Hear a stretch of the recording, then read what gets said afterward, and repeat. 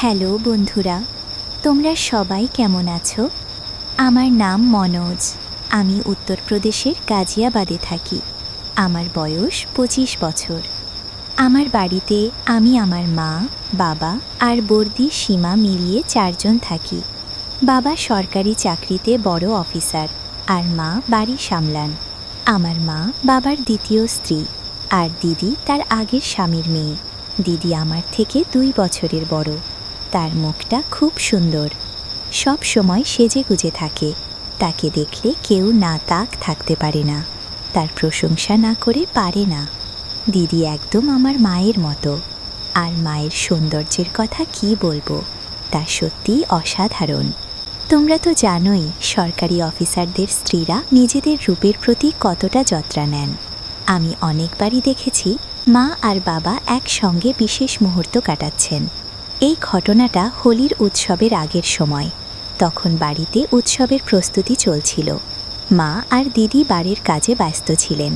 দিদি আমাকে কাজে সাহায্য করতে ডাকল। আমি মায়ের কাজে হাত লাগালাম।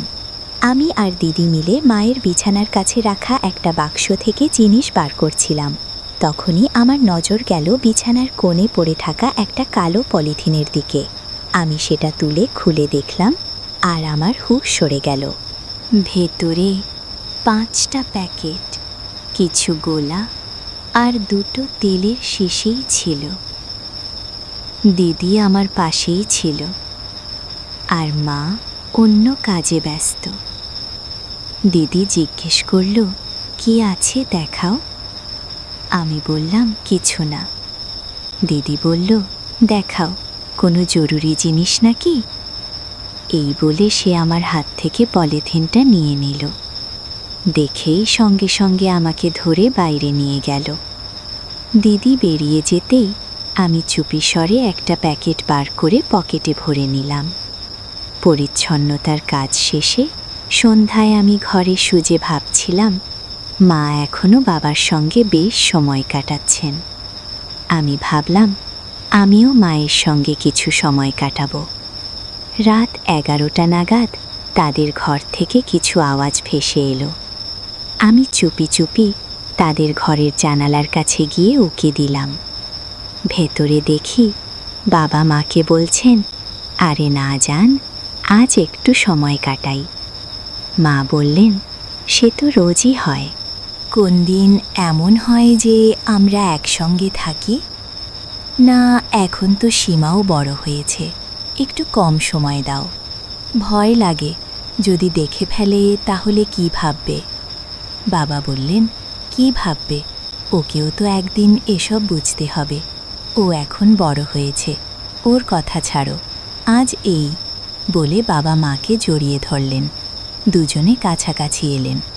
আমি এটা দেখে অবাক হয়ে গেলাম। বাবাকে খুব শক্তিশালী লাগছিল। তারপর মায়ের গলা শুনে আমি আবার তাদের দিকে তাকালাম। বাবা একটা তেল বার করলেন আর দুজনে একসঙ্গে সময় কাটাতে শুরু করলেন। ঘরে হালকা আওয়াজ ছড়িয়ে পড়ল। মা মিষ্টি গলায় বলছিলেন, আমার রাজা, এবার থামো। 20 মিনিট পর সব শান্ত হয়ে গেল। এবার আমি খুব উৎসাহিত হয়ে উঠলাম। ভাবলাম আমিও মায়ের সঙ্গে কিছু সময় কাটাবো।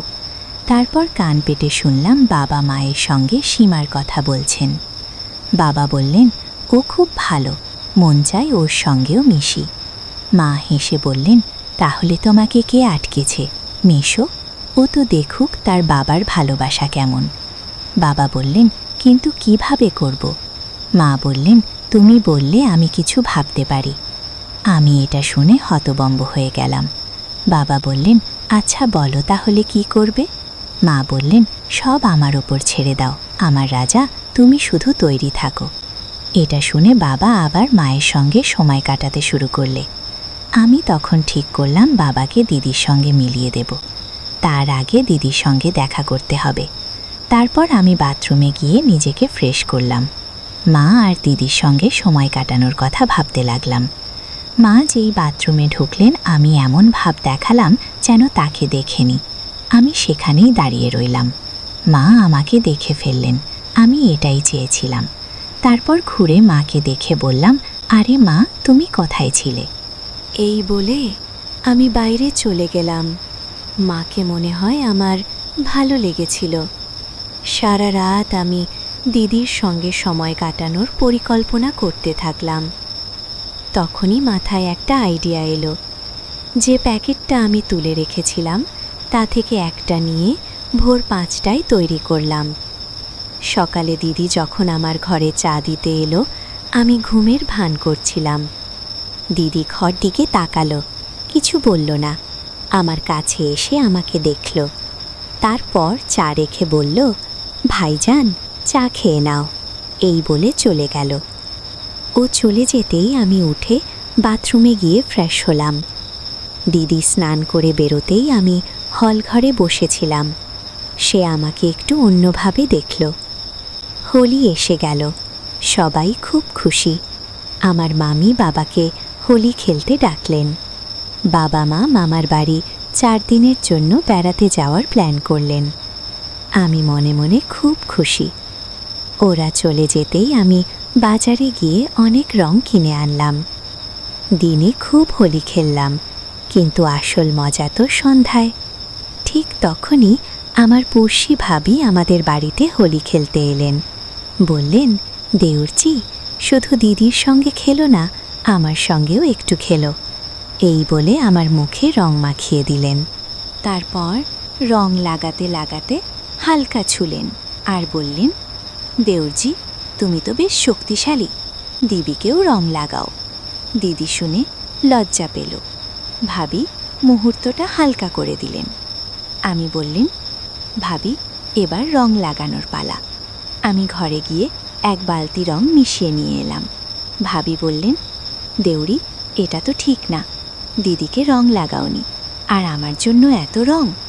তখনই দিদি বালতিটা ভাবির ওপর করে দিল। ভাবি বললেন, আরে দিদি, এখন কোথায় যাচ্ছ? আমার পালাও বাকি। তারপর আমার হাত থেকে রং নিয়ে দিদির গায়ে লাগাতে শুরু করলেন। কিছুক্ষণের মধ্যে দিদিকে লাল করে দিলেন। ভাবি বললেন, আমাদের দুজনের হয়ে গেল, কিন্তু ভাইয়া তো বেঁচে গেল। তখনই আমাকে মাটিতে ফেলে দিলেন। আমি জানি বুঝে প্রতিবাদ করলাম না, শুধু বলতে থাকলাম, আরে ভাবি থামো।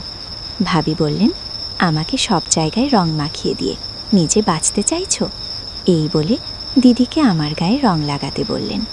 দিদি আমার মুখে রং মাখালো। ভাবি বললেন, আরে দিদি, আরও রং লাগাও। দিদি বলল, আমার লজ্জা করছে। ভাবি বললেন, তাহলে ধরো, আমি লাগিয়ে দিচ্ছি। দিদি আমাকে ধরল, আর ভাবি আমাকে পুরো রঙে ভরিয়ে দিলেন। বললেন, দেখো দিদি, তোমার ভাই কত মজা পাচ্ছে, এবার খেলো, ওকেও একটু মজা দাও। ভাবি আরও রং মাখালেন। দিদি দেখে লজ্জা পেল। তারপর ভাবি হোলি খেলে চলে গেলেন। এখন আমার শুধু দিদির সঙ্গে সময় কাটানো বাকি, যার জন্য আমি সকাল থেকে অপেক্ষা করছিলাম। আমি গোসল করতে গেলাম আর সুযোগ পেয়ে দিদিকে ডাকলাম। দিদি বলল, কি হলো? আমি বললাম, পেটটা একটু পরিষ্কার করে দাও, অনেক রং লেগে আছে। দিদি আমার পিঠে রং তুলতে লাগলো। আমি বললাম, ভাবি তো খুব গাঢ় রং মাখিয়েছে, সহজে যাবে না। দিদি বলল, তোমারটা তো যাবে, আমারটা কিভাবে যাবে? মাও তো নেই যে পরিষ্কার করে দেবে। আমি বললাম, তুমি আমাকে না ধরলে হয়তো আমার লাগতো না, আর তুমি তো সব দেখেও ফেলেছ। দিদি বলল, আমি কি করব? ভাবি তো বলল, তবে তুমি তোমার বন্ধুদের বলো না যে আমি সব দেখেছি। আমি বললাম, না বলবো না, কিন্তু তুমি কবে দেখলে? দিদি বলল, সেদিন ঘরে চা দিতে গিয়েছিলাম। আমি মনে মনে হাসলাম। দিদি বলতে লাগলো, আজ ভাবি রং মাখা ছিল, তখনও দেখলাম, আমার খুব ভালো লাগলো। এই বলে দিদি আমাকে জড়িয়ে ধরল। আমার রাজা ভাইজা, আমি তো কবের থেকে তোমার সঙ্গে ভালো করে মিশতে চাইছিলাম। আমি নিজেকে শান্ত করলাম। গোসলের পর দিদি বলল, ভাইজা, মায়ের ঘরে চলো না। আমরা মায়ের ঘরে গেলাম। আমি দিদির সঙ্গে মিলতে শুরু করলাম। দিদি বলল, ভাই, আজ কেউ নেই, আমার সঙ্গে খুব হোলি খেলো, আমাকে খুশি করো। আমি বললাম, হ্যাঁ, আমার বোন, এক্ষুনি খেলি। দিদি বলল, ভাইজা, নিচে মায়ের তেল রাখা আছে, লাগিয়ে দাও, সুবিধে হবে। আমি বিছানা থেকে সেই পলিথিনটা তুলে রং লাগালাম। তারপর 20 মিনিট ধরে হোলি খেলে আমার সব ক্লান্তি দিদির সঙ্গে ভাগ করে নিলাম। দিদি খুব খুশি হয়ে বলল, রিল্যাক্স হয়েছো ভালিয়া, তুমি সত্যিই অসাধারণ। তোমার বউয়ের তো মজাই হবে। আমি বললাম, তুমি তো আছো দিদি, তাহলে বউয়ের কি দরকার? দিদি বলল, আচ্ছা, কিন্তু তুমি তো বাড়িতে রোজ থাকতে পারবে না। আমি বললাম, তাহলে তোমার সঙ্গে না মিশে আমি কিভাবে থাকব? দিদি, একটা কাজ করো, তুমি আমাকে মায়ের সঙ্গে মিলিয়ে দাও, তাহলে কোনো সমস্যা হবে না। দিদি বলল, কিন্তু এটা কিভাবে হবে? আমি বললাম, তুমি ভেবে দেখো দিদি। দিদি বলল, ঠিক আছে, মা ফিরে আসুক, তারপর কিছু ভাবব। পরের 4 দিন আমি দিদির সঙ্গে ভালো সময় কাটালাম। তারপর মা ফিরে এলেন। দিদি আমাকে বলল, আমি কাল তোমাকে চা দিতে আসব না, মাকে তোমার ঘরে পাঠাবো, তুমি ঘুমের ভান করো। পরদিন মা চা নিয়ে কিচেন থেকে বেরোতেই দিদি আমাকে ফোন করে বলল, মা আসছে, আমার রাজা নাটক শুরু করো। আমি ঘুমের ভান করে তৈরি হয়ে রইলাম। মা এসে আমাকে দেখে থমকে গেলেন, আমাকে হালকা গলায় ডাকলেন, কিন্তু আমি উত্তর দিলাম না। তারপর তিনি চলে গেলেন। মা নিচে যেতেই দিদি জিজ্ঞেস করল, ভাইয়া কি উপরে আছে? আমার একটু তাজ আছে। মা বললেন, রোখো, আমি ডেকে দিচ্ছি। মা আবার উপরে এসে আমাকে ঝাঁকিয়ে বললেন, ওঠো মনোজ, ওঠো। আমি উঠে মাকে দেখে নিজেকে ঠিক করলাম। মা লজ্জায় পড়ে গেলেন, বললেন, সরি, জানি না কখন এমন হয়ে গেল, কিছু মনে করো না, সীমা ডাকছে তোমাকে। নিচে গেলাম। দিদি একটা হালকা হাসি দিল, কারণ প্ল্যান কাজ করছিল। পরদিন মা যখন বাথরুমে ছিলেন, দিদির কাছে কাপড় চাইলেন। আমি পাঠিয়ে দিলাম। ভেতরে যেতেই মা বললেন, তুই, সীমা কোথায়? আমি বললাম, ওর মাথা ধরেছে। তারপর বললাম, মা, কালকের জন্য সরি, তুমি সব দেখে ফেলেছ। মা বললেন, তাতে কি হয়েছে, ছোটবেলাতেও তো দেখতাম, তবে এটা আলাবা। আমি বললাম, না মা, এখন তো আমি বড় হয়েছি, লজ্জা লাগছে। মা হেসে বললেন, হ্যাঁ, বড় তো হয়েছ, এবার যা, সীমাকে পাঠিয়ে দে। আমি বললাম, কিন্তু মা, ওর শরীর ঠিক নেই, আমাকে বলো কি করতে হবে। মায়ের গাল লাল রঙে ভরা ছিল। তিনি রং তুলতে চাইলেন। আমি বললাম, ঠিক আছে। তারপর রং পরিষ্কার করতে শুরু করলাম। আমার আর থাকতে পারল না। আমি বললাম, আমিও কিছু দেখতে চাই। মা বললেন, কি বলছো, পাগল হয়েছিস, তোর বুদ্ধি নেই? আমি মিনতি করে বললাম, প্লিজ মা, প্লিজ। মা বললেন, ঠিক আছে, কিন্তু আমাকে ছবি না। তারপর মা আমার দিকে ঘুরলেন। লাল রঙে ভরা মাকে দেখে আমি অবাক হয়ে নিলাম। 20 মিনিট ধরে ভাবতে থাকলাম। তারপর আমার সব কথা মায়ের সঙ্গে ভাগ করে নিলাম। ঠিক তখনই দিদি দরজা খুলে বলল, মা, ভাইজান, তোমরা এসব কি করছো? মা, তোমার লজ্জা করে না? বাবা এলে সব বলে দেব। মা দিদিকে দেখে ঘাবড়ে গেলেন, ক্ষমা চাইতে লাগলেন। দিদি বলল, ঠিক আছে, মাফ করব, তবে একটা শর্তে। মা বললেন, কি শর্ত? দিদি বলল, আমাকেও ভাইয়ার সঙ্গে সময় চাই। তুমি একা দুজনের সঙ্গে সময় কাটাচ্ছ, আর আমি একজনকেও পাচ্ছি না। মা তৎক্ষণাৎ রাজি হয়ে গেলেন। আমি তখনই দিদিকে জড়িয়ে ধরলাম।